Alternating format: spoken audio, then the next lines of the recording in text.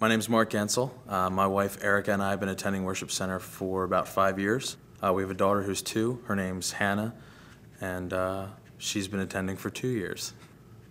I grew up in a Christian home. I have 3 siblings, 2 sisters and a brother. Parents were always actively involved in ministry. I remember I got saved when I was 5. There was a death in the church, and I remember at that point knowing that I didn't want to go to hell. So it seemed like a good option to accept Christ. After high school, had a bad breakup and had a very sinful response to that breakup. So when I got to my first year in college, I pretty much just immersed myself in a drug and alcohol culture.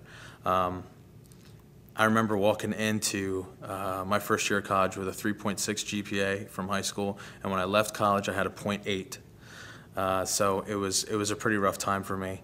During that time, I was either drunk or high, probably 5 nights out of the week at school.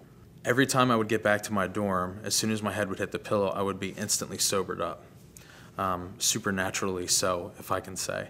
And I think God used that. I know that God used that at that point in my life to let me know that He was still there and also bring me one with reality with my situation.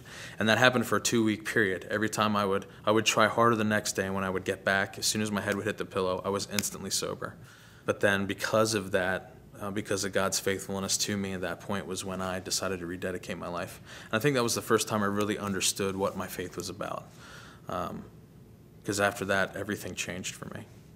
My wife and I have been on this whirlwind of growing in God the last, I would say, year and a half. When we first started coming to Worship Center, I say we attended for 5 years. We were only been a member, I think, for about 2 years of the church, because for the first 3, we just kind of hid in the background, and got out as quick as we could. But now, we're small group leaders. I'm more active on the worship team.